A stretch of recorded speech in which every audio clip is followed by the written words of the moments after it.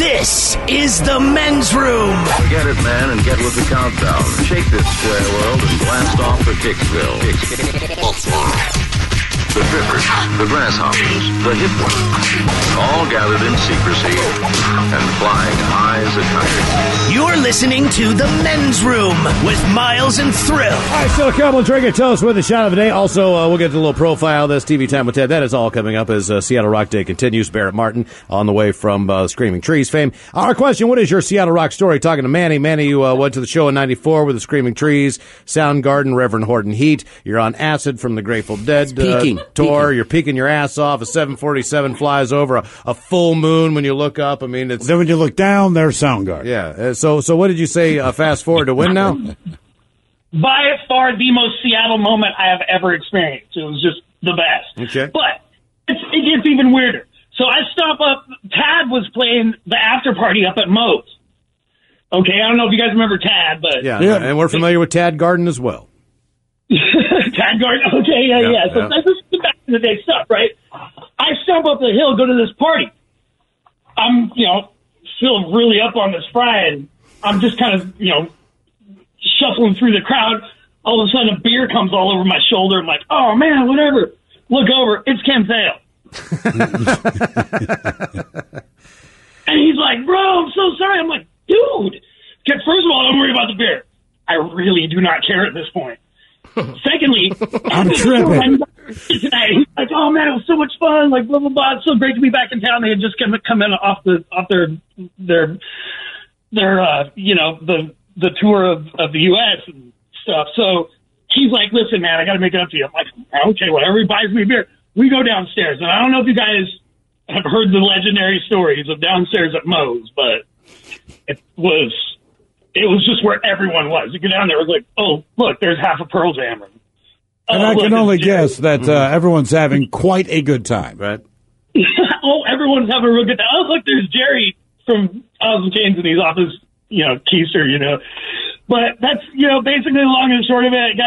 We just kind of hung out, and, I was just, completely off my head. Yeah, because you're not only that, but you're on acid. Yeah. Oh, man. It felt like it was a dream, but I'm pretty sure it was real. Yeah, that's... it's the beauty of acid. It really is. None of that may have happened. You did not meet anyone. And you'll never know, man. What a night. What is your Seattle Rock story? 844-999-OLA. That was not a beer. Right. And that was not Kim Thale. Hello, Brandon. Welcome to the men's room. Hey, guys. How you doing? Hola. So my story was a pretty fun one. It was like 50 years ago.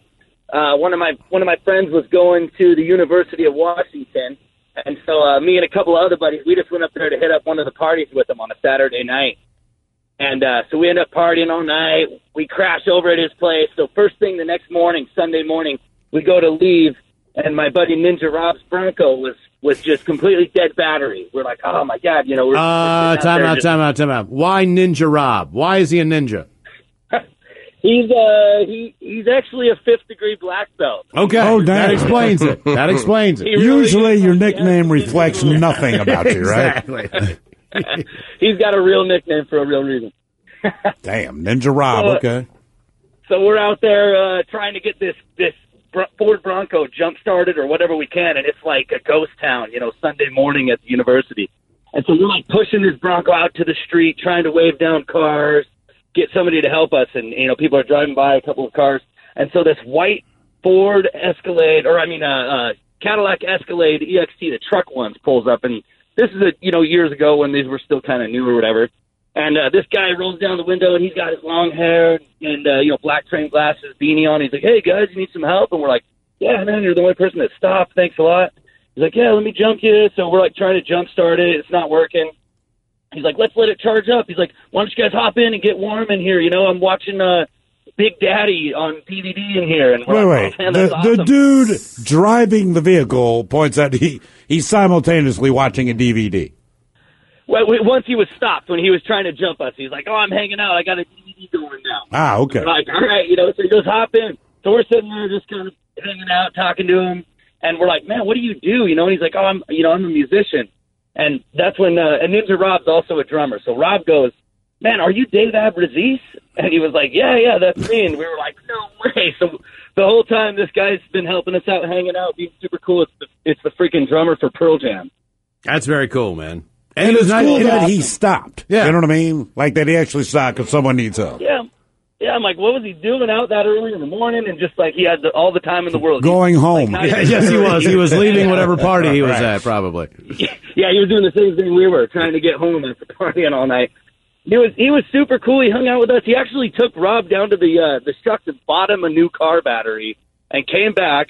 And then we put it in, and he was like, "All right, see you later, guys," and just drove away. Didn't need anything. We were like, "Man, this was like the coolest thing ever." So he probably never met a ninja.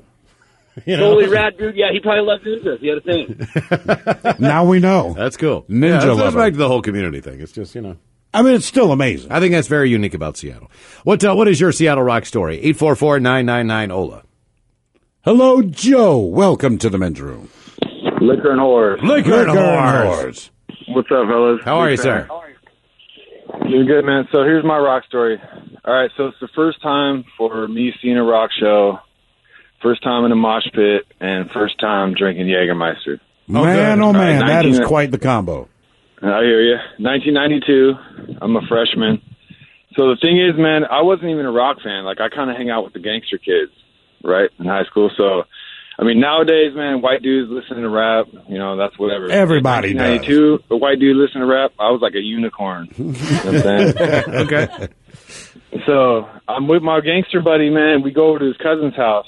His name is Justin, and he had this sick-ass 72 Monte Carlo, green one, man. He's like, "Hey, we're going to a show tonight. Y'all want to come with us?" We're like, "Yeah."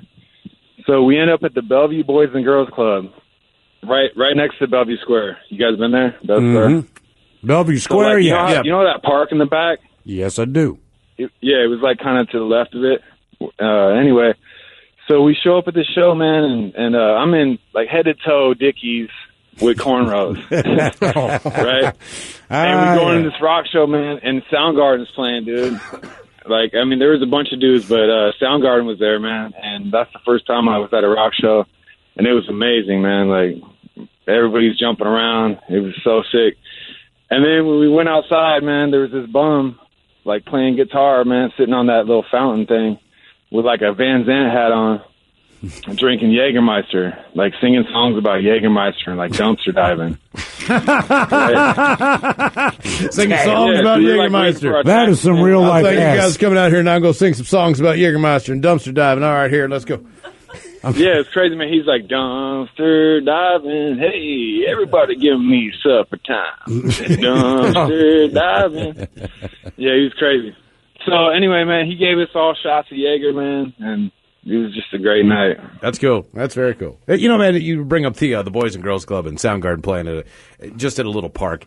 That's another weird thing about Seattle. You'll go to some place and you realize the magnitude of the bands, they weren't that big at the time, but where a lot of these bands actually played early on. Yeah. Whether it's the Off-Ramp or the Rebar down here, which is not a very big venue but you think about Elkhorn Zone. Elkhorn Zone, the bands that used to be Off-Ramp. Right. That's not the biggest place in the world, but Pearl Jam, Nirvana, but it's all the bands man. that used to play there. And then you even go to like Green Lake, and you realize that amphitheater that was there is a plaque underneath the grandstand at Green Lake. And way before the Seattle scene emerged, in the 70s, it was, still a destination. And when Zeppelin would come to town, I believe they came to town twice, if I'm not mistaken. But the first time that they came to town, they played, I want to say, with Three Dog Night. And they played at Green Lake. And there's a big pavilion. Who opened? I don't know. I would have to think. You know how these things go. Because Three Dog Night at the time was, I mean, they had a million hits. And as far as radio airplay is concerned, Joy to the World, One, all that stuff was pretty big at the time. But Led Zeppelin basically played on a floating platform that they floated out. Think about this, on the water in Green Lake with the amplifiers and everything else. Now, I don't know what you know about electricity and water, but somehow they figured out that this wasn't the worst idea in the world. It's still not the best. The Grateful Dead played there. It's kind of surreal when you think. And don't get me wrong, a lot of these places are no longer here as far as the buildings, still, man, and everything else. But there's a rich history of music in general. Yeah, and some of the stories with the Seattle bands are crazy. You just go to like a warehouse and somebody's like, yeah, this warehouse years ago in the basement. Like Alice in Chains and Soundgarden played here. And you're like, what? And it's still Right, there's still like marker written on the wall. You're like, yep, there it is. But it's still a rehearsal space. Oh, right, that's the thing. It keeps going. It's still the same thing that it was. What is your Seattle Rock story? 844-999-OLA. Hello, Tim. Welcome to the men's room. Hola, bicholas. Hola. Hey, so I moved here in 1989, and, fresh-faced 19-year-old kid, the whole, Seattle rock scene. One of the first shows I went to was at the Hub Ballroom. It was Nirvana, Tad, and Crunchberg. Crunchberg. Crunchberg. They're killing themselves right now. You know what I mean? Like, God damn it. We were on that bill. Damn it. So I get there, and I got to take a leak. So I go in the men's room, and I'm using the urinal. And there's this greasy, long-haired guy beside me, using the other urinal. And I'm like, all right, whatever, And so the show starts, and Nirvana finally comes on, and the guy taking a leak next to me, lo and behold, it's the singer for Nirvana, Kurt Cobain. So that was kind of weird, but it was like the full-on, Seattle. It blew my mind, man. No security. I'm up on stage, stage diving off the mains. It was crazy. And then a couple years ago, they did a re-release of Bleach on vinyl. And I look, because there's some live tracks from that Hub Ballroom show, and I look in the liner notes, and there's my hand up in the air. Does anyone believe you, though, when you're like, dude, that's my hand. That's my hand. My hand. I know. Did you ever question, maybe it's not my hand. Maybe I want it to be my How hand. do you know it It's was your hand? Right? I mean, how do you... Well, it was it was a flannel shirt. It gave it away. I was In wearing Seattle? green flannel All right. shirt. Dude. come on, man. A green flannel shirt. You need better evidence In than a flannel shirt. 1989. At a concert at a Seattle club? Yeah. Man, you could have been anybody. Because anytime I go anywhere else other than Seattle, like, oh, you're from Seattle, you listen to Pearl Jam, you wear Wear flannel flannel, shirts, drink coffee, you read rain all the time. Yeah, and all those things, buddy. Yeah, all every those day. things. Every day. I tell everybody, every day. Every time that's what You we don't do. want to move here. It's all we do, yeah. Stay away. Don't come here. What is your Seattle Rock story? We've got your emails coming up for the men's room at mensroomlive.com. Also, Barrett Martin from Screaming Trees, Mad Season, and Walking Papers joining us as well. You are listening to the Men's Room Radio Network. Hola, bichola. You have entered the men's room. Yeah. There's Queens Rock, Seattle Rock Day rolling on. We've got from the Screaming Trees, Mad Season, Walking Papers, the one and only Barrett Martin joining us momentarily. But first time for a few emails from the men's room at mensroomlive.com. You've got mail. Oh, let's get a couple of these birthdays out of the way. Guys, my son Logan has just completed his first trip around the sun, celebrating his number one birthday today. He would love a Here Comes the Dope Pusher and the Dirty Germans, keeping it as clean as humanly possible. So he's 1 years old today, yes. Here comes the dope pusher. Yeah. I could not say anything so dirty as the voice you just heard singing Dope Pusher. Yeah. You want dirty? Enjoy your mushy peas. Pacholas, my twin granddaughters are turning 13 today. They are Kaylee and Elle. How about a Sarah Palin, Suck It Up cupcake, and a little kid fish sandwich? Love you, girls. That from G-Ma Lisa of Lake Bay. So suck it up, cupcake fish challenge. Guys, today's my 23rd. I'm a senior communications student at Wazoo. I'm going to spend the whole day working on a research paper and what has to be the last WSU birthday ever. Probably won't get to be on the radio again after I graduate, and KUGR isn't an option. Can you all give me a birthday shout-out so I can hear my name and how it sounds on a real radio show? Thanks, and go Cougs. That from Andrew and Pullman. Andrew, you are on a real radio show if you're on KUGR. If you want to keep doing it, send us an email later on down the road when you graduate, and we'll see if we can hook you up with an internship or something like that. By the way, I'm not the smartest man. I'm like, KUGR. God, what are they spelling cougar? Yes, they are. Yes, they are. Spelling cougar. You're on the cougar. Wazoo, sorry. Good job. I'm Good a job. little It's slow. the cheese, you know. I know. Cheese. Here's a photo of my Drinking. boyfriend Kyle holding a magnum of champagne like a baby. It's his 27th birthday. All he wants is 4 Joey Chestnuts. Thanks, guys. That from the lovely Emily. Joey Chestnut. Joey Chestnut. Joey Chestnut. Joey Oh, Bajola's, today's wake two of up my like friends' that. birthdays, Jaron and Zach. How about your penis is too small for Jaron and the dirtiest Germans you got for Zach? It'd mean the world to him. Thanks, guys. That from Daddy Saki. Yeah, we won't be doing any projects, but it will look like you have Elmer's glue on your belly. Yeah, and keeping with Sirach Day, I'm going to show you my mother love poem. Guys, please send a happy birthday wish to my cousin, Sindel. Today is her 31st trip around the sun. She's an avid animal lover, so how about a barbershop fish sandwich, please? Thanks, guys. That from Tom and Shannon. Is it too early for a fish sandwich? Cheese and tartar on the side. Yeah. I smell the fish sandwich, maybe some dill relish in the morning, at noon, and at night, and at night. Oh, there. How about I drop the beat for my friend Drew Forrester? Send him best wishes for his birthday from Germany. That from Flo. Yeah. Drop the beat. Guys, today's my boyfriend Michael's birthday. He requests the Dirty Germans. Thanks. That from Nicole. Yeah, actually, I'll say this to Nicole. I would like to cross your T's and dot your I's with baby gravy. Yeah, and like traditional bands. Tonight you go see if you're a super sucker. Bitches, can I get a birthday wish for my awesome friend Teresa? A kid's fish sandwich would be perfect. Thanks, guys. That from CJ. Fish sandwich. Bitch old as the day has finally arrived. My friend Josh, pronounced Stewie, is 39. Can I get a Leroy Jenkins with a your penis is too small? Happy birthday to my favorite person in the world, the biggest reverse cheater head I know. Thank you, guys. That from Jennifer. Let's do this. Leroy Jenkins! Guys, birthday shout out to my wife, Shauna. She is holding steady at 49. Can you give her a big old bong hit? Thanks, guys. That from her hubby, Steve.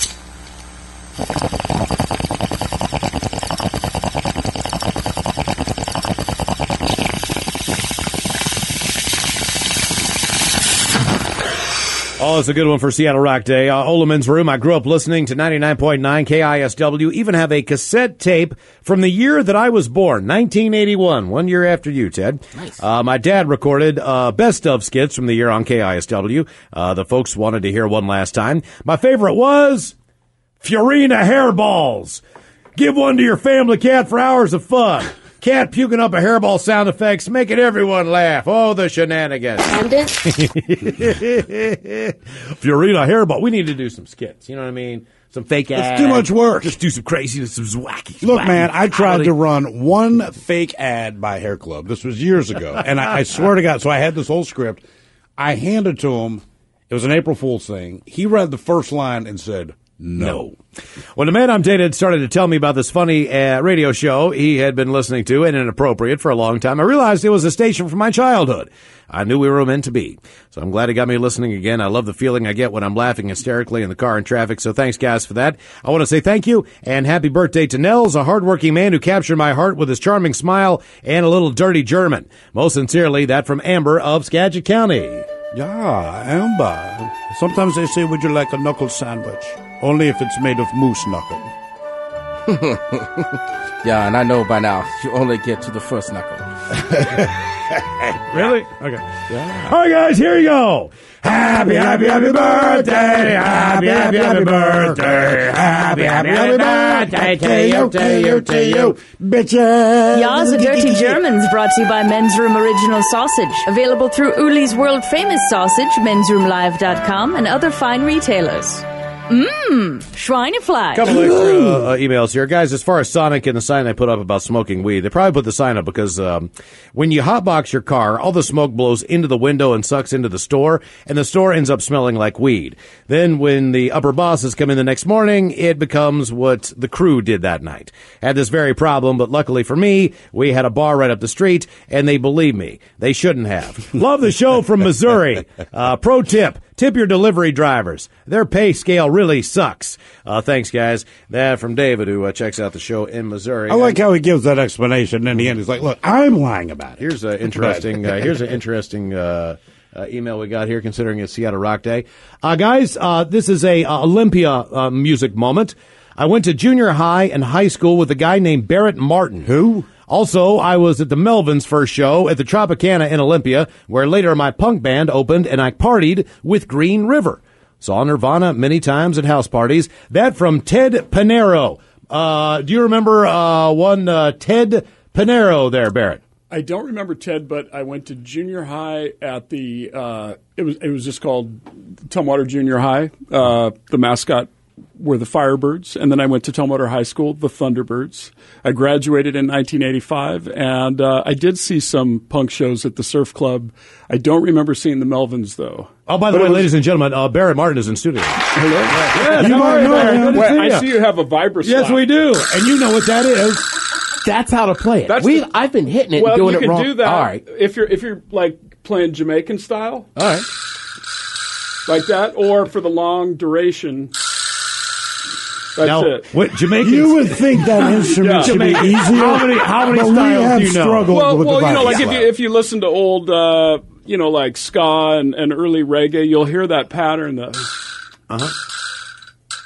Sure. Like that. Like Lee Scratch Perry or anything Yeah, like that? exactly that. We all know it from Ozzy Osbourne. Like that is our one right vibra. I'm pretty sure it's on Crazy Train too. Yes. Damn it!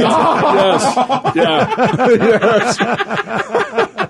How long are you here? You have one of those at home, don't you? A couple of them. Yeah. Probably He's a percussionist. Probably from Jamaica. Yeah. I'm Well, assuming. I actually have not been in Jamaica, but I did take a class on Jamaican music at one point when I was a music student. So Okay. I know a little bit about it. Yeah. At what point do you go from calling yourself a drummer to calling yourself a percussionist? Because you can say there's drummers. And then with you, it's just different because you're like, look, if you got to hit it, then he plays it. That's basically how it works, right? I mean, technically, being a drummer is a percussionist. But you can't just say, because if you say I'm a percussionist, what I say is, what else do you play besides drums? And if I say nothing, I'm like, then you're a drummer. Right.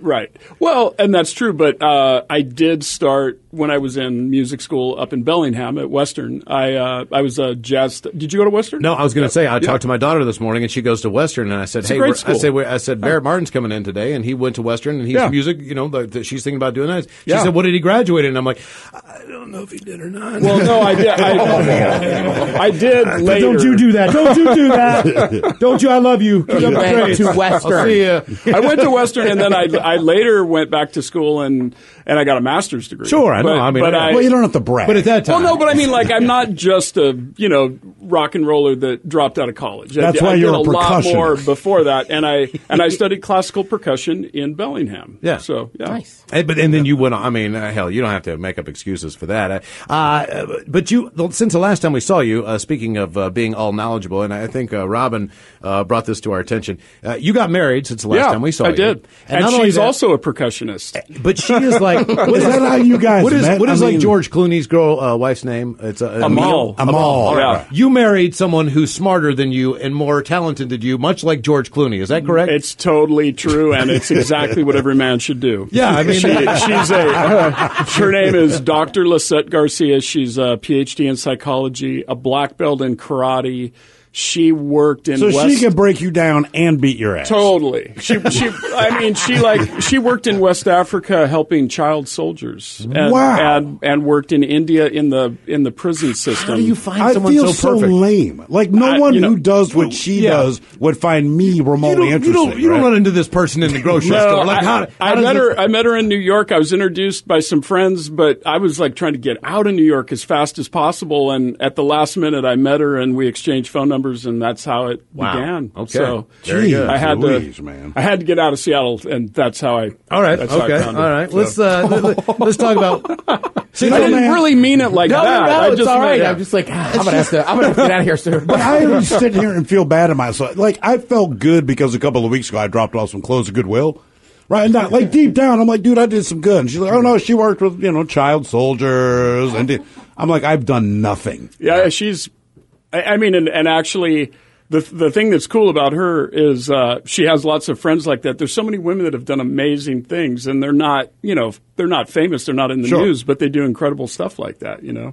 Yeah, I know. It's inspiring. Crazy. It's really, to me, it's like that's what I'm looking for. So Barrett Martin in studio. It's Seattle Rock Day. You came, I guess, after Western in the late '80s would be that time. Yeah. You came down to Seattle. That's right. And moved and decided, all right, knee deep in the jazz scene. Is that what you're well, thinking? I was fresh out of jazz school. I was ready to play, but I met Jack and Dino. So I didn't really start playing rock until about 1988. Now, Now, Steve was. We were talking. Now, did you come in after Matt Cameron on that deal?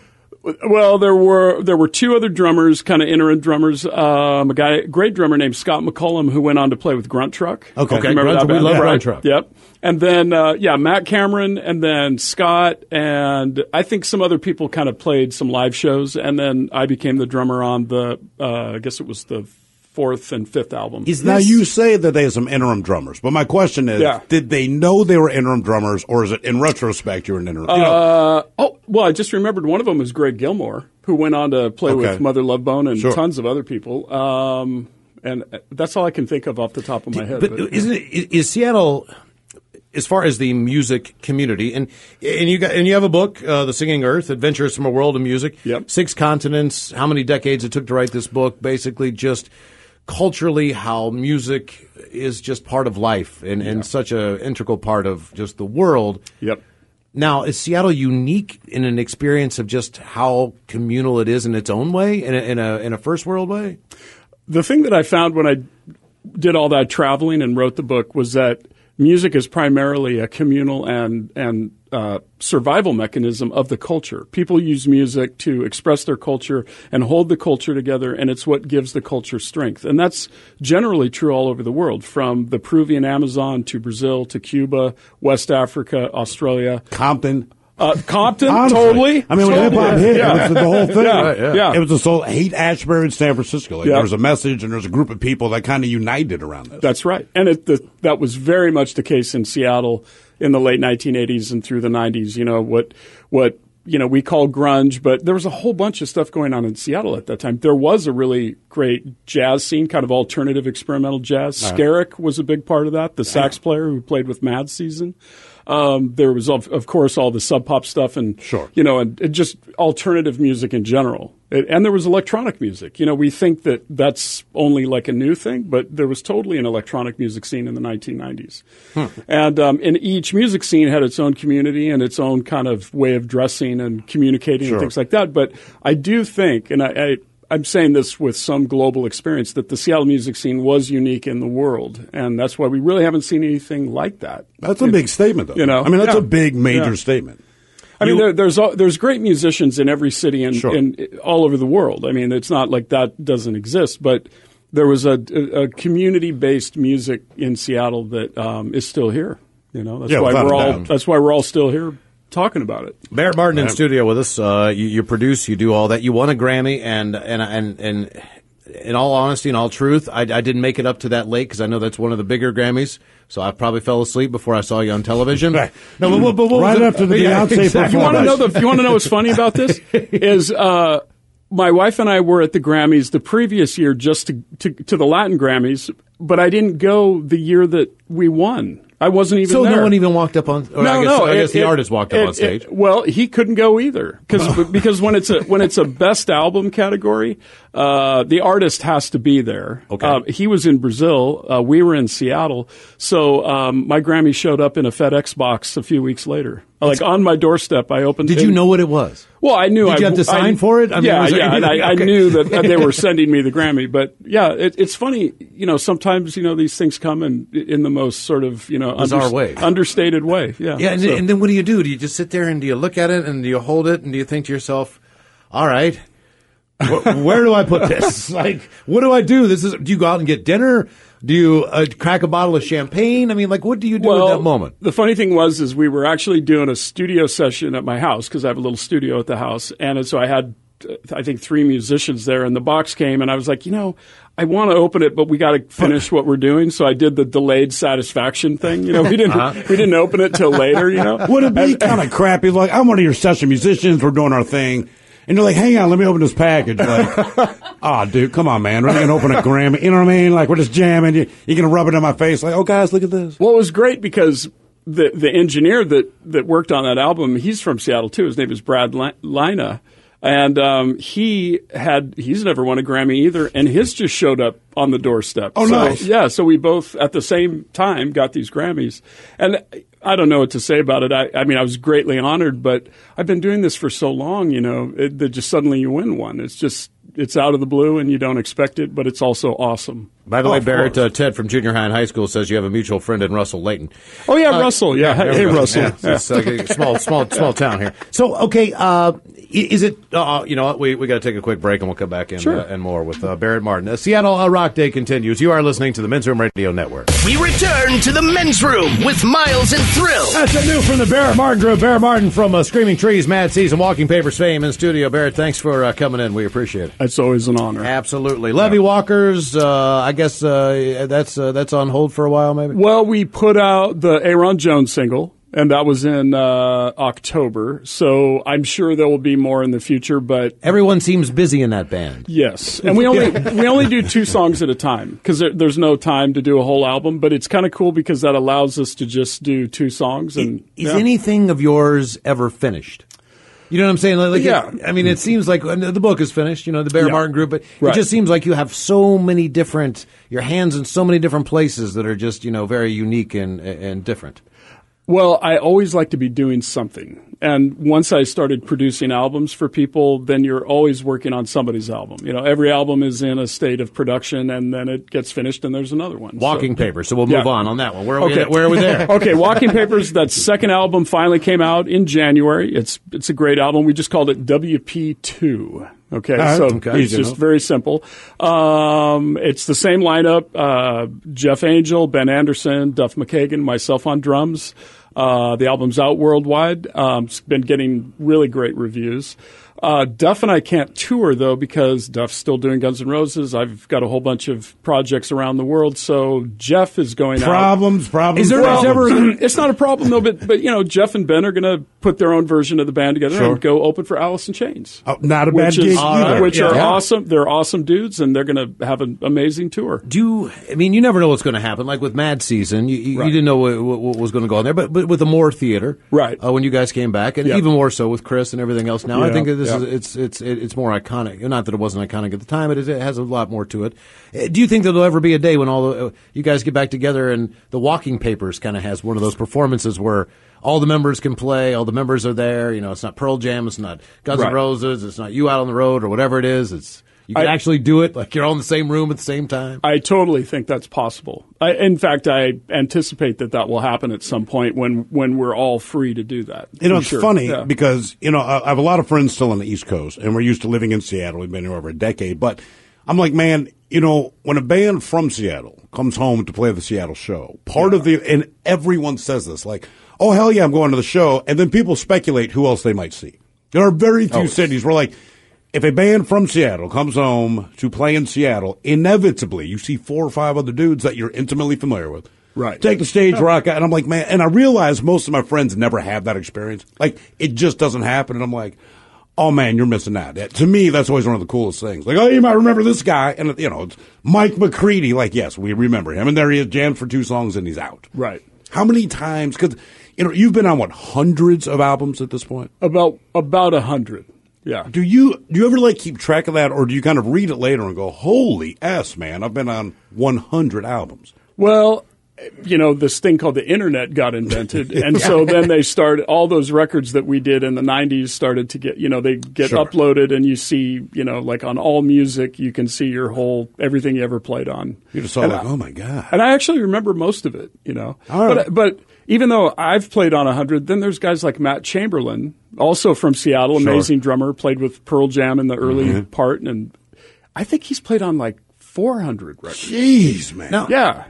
I mean, it's so incredible, you know, because it's one thing, you know, most of us, we identify a band, it has the members, you know these members, you say, good for them, this is how they make a living. And then we talk to you, and it's like, you're more the consummate musician, where it's like, oh, you know a bunch of the bands he's in, but just how prolific you've been is, like I said, difference between a percussionist and a drummer, just the sense of what we get out of it. You know, I've been lucky in that regard, because there is a thing when you're in the studio and you're playing on a record, usually somebody else's record. You know, you just kind of learn the etiquette of how you help somebody else realize a great song or a great album. You know, there's an art to that, which is part of being a good musician, but also just being a good person who listens and tries to understand what somebody else is trying to say musically and artistically, and then you help magnify that. That's the job. Are you when you look at your life and your career, are you happy that you didn't? And obviously, the Screaming Trees ever got back together. If one of those things happened, you could go out, tour the world,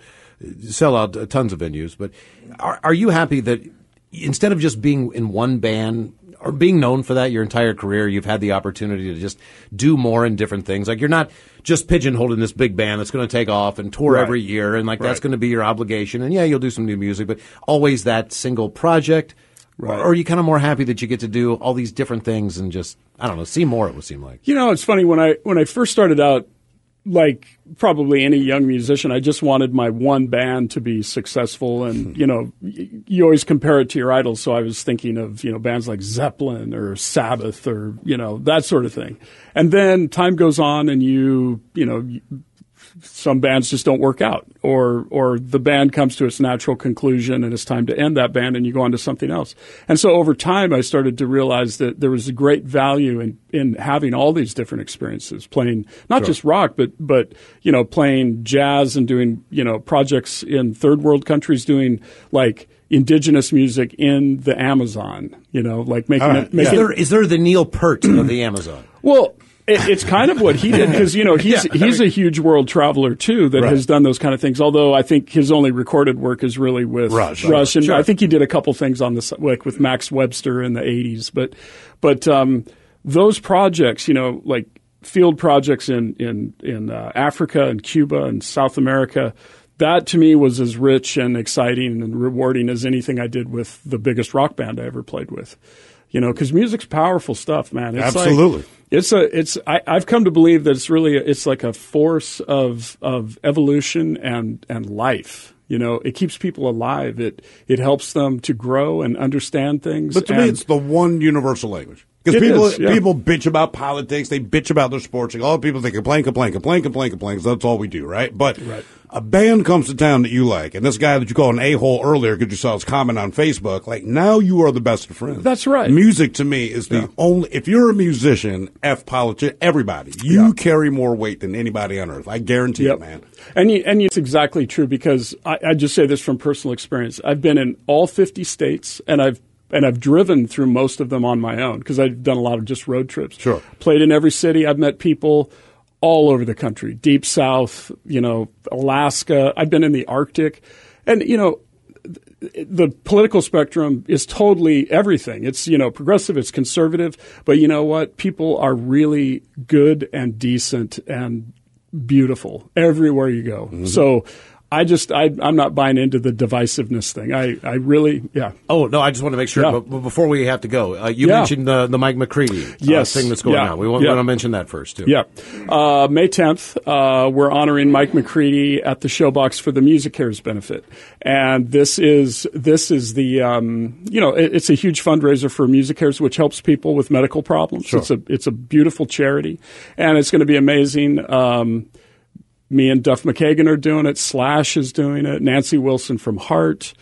Mike, of course, is playing on every song. Sounds like a Zeppelin tune. And Mark Arms, so probably some Stooges tunes. All right. Chad Smith from the Chili Peppers. Oh, nice. Mike Ness from Social Distortion. Wow. And a whole bunch of other people. So it's going to be a real special night. It sounds all right. Yeah, whatever. Hey, man, what is the name of the song we just played? Because, by the way, the comments are rolling in. Not only do people like it, they need to know the name of the song. People really, really dug what we just played. Okay, that song was called The Asp. And asp with the a P. asp. Yeah, it's like the old biblical term, the asp, And we recorded that in Joshua Tree at Rancho de la Luna, the famous studio where all the desert rock came from, Queens of the Stone Age. And that guitar player, that's the great Dave Ketching, who played with Queens of the Stone Age and Eagles of Death Metal. Okay. Still plays with Eagles of Death Metal.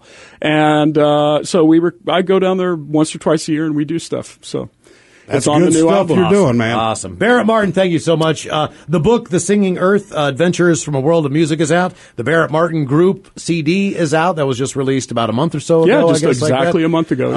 The new Walking Papers is out there if you want to go buy out. that. There's a Grammy sitting on your refrigerator somewhere. If you it's on the piano, but it's by the refrigerator. So I think as a general statement, if there's an album out, there's a 50% chance. Barrett's on it. Barrett, thank you so much. Thank you. Appreciate it. All right, Robin, and we made it to drinking time. Somebody out there deserves to be recognized.